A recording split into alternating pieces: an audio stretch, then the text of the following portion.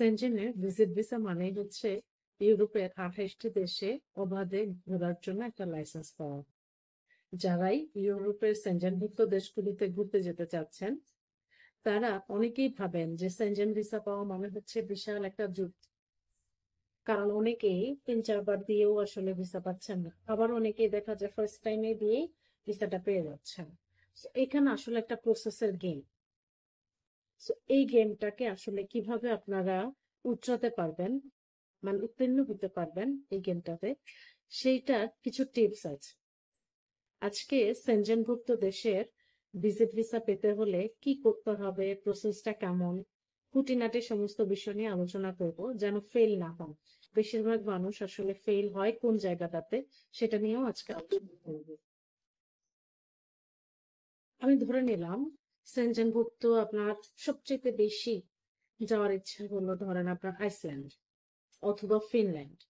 এখন আসলে সেনজেনভুক্ত বাংলাদেশ থেকে কোন কোন দেশগুলোর ভিসা হয় সেটাও আপনার জানতে হবে।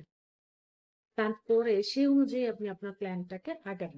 যেমন সেনজেনভুক্ত দেশে যদি আপনি যেতে চান তাহলে সেক্ষেত্রে সবার আগে আমাদের যেটা মাথায় আসে যে সেনজেনভুক্ত দেশের মধ্যে আপনার Iceland, Finland, Netherland, Belgium, Latvia, Slovenia, Luxembourg, এরপরে স্পেন, ফ্রান্স, পর্তুগাল, এইগুলোর ভিজিট ভিসা হচ্ছে বাংলাদেশ থেকে হয়। গ্রিসেরটাও হয়, কিন্তু গ্রিসেরটা আসলে খুব কম মানুষই এটাতে আগ্রহী থাকে। তো এই দেশগুলোর যে ভিজিট ভিসা বাংলাদেশ থেকে হয়, তাহলে সেক্ষেত্রে আপনারা এগুলোতে অ্যাপ্লাই করে যদি ভিসাটা পান তাহলে কিন্তু সেনজেনের বাকি যে দেশগুলো আছে সেগুলোতে কিন্তু ঘুরতে যেতে পারছে। সো ফার্স্ট আমরা এটা তাহলে জেনে গেলাম যে বাংলাদেশ থেকে কি কি ভিসা পাওয়া যায়। ওকে, এরপরে হচ্ছে এবার আসেন তাহলে কোন এম্বাসিতে আপনারা জমা দেবেন।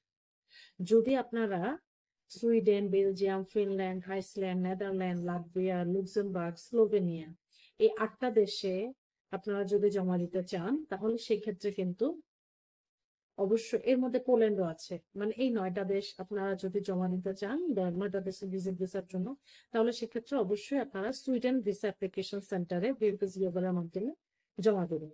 আগে অ্যাপয়েন্টমেন্ট নিয়ে রাখতে হয়, ফাইল গোছানোর পরে তারপরে সেখানে জমা দেবেন।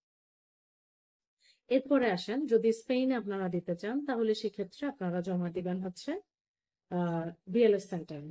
আর অনেকে হাঙ্গেরির জন্য আপনারা জমা দিতে চান, তো হাঙ্গেরিতে কিন্তু আসলে সরাসরি টুরিস্ট ভিসাটা হয় না, ওটা হচ্ছে ফ্যামিলি ভিসা। ধরেন আপনার কেউ আছে হাঙ্গেরিতে, তাহলে সেক্ষেত্রে আপনি ফ্যামিলি দেখার জন্য, ফ্যামিলি রিউনিয়নের জন্য সেখানে একটা ভিসার জন্য আপনারা আবেদন করতে পারেন, সেটাও বাংলাদেশ থেকেই হয়।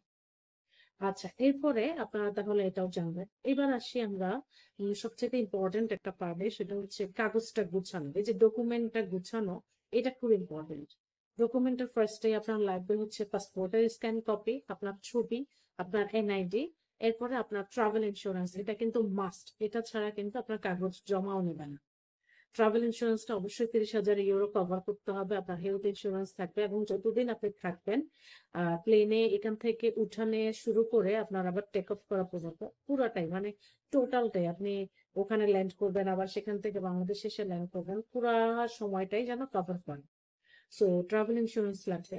এরপর আপনার ব্যাংক স্টেটমেন্ট লাগবে, আপনি যে সলভেন্ট। এরপর আপনার ট্যাক্সের রিটার্ন কাগজ লাগবে, আপনি ব্যবসায়ী হলে ব্যবসায়ীর কাগজ, আপনি জব করলে জবের ডকুমেন্ট, আর আপনি ম্যারিড হলে অবশ্যই ম্যারেজ সার্টিফিকেটটা দিবেন, আর বেবি থাকলে বেবিদের বার্থ সার্টিফিকেটটাও আপনি দিবেন।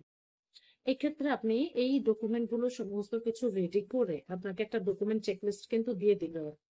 সো সেইটা দেখে টোটাল আপনি কাগজগুলো গুছিয়েছেন কিনা সমস্ত কিছু রেডি করবেন, ফ্লাইট আইটিনারি, এবং হচ্ছে খুব সুন্দরভাবে একটা এক্সপ্লেনেশন লেটার। এক্সপ্লেনেশন লেটার যদি সুন্দর না হয়, যদি ঠিকঠাক মতো না বুঝাতে পারেন আপনার পারপাসটা, আপনার এক্সপ্লেনেশন লেটারের অনেকগুলো পার্ট থাকে, সেগুলো যদি আপনি সঠিকভাবে না করতে পারেন তাহলে কিন্তু সেক্ষেত্রে আপনার ভিসাটা হবে না, রিজেক্ট হবে।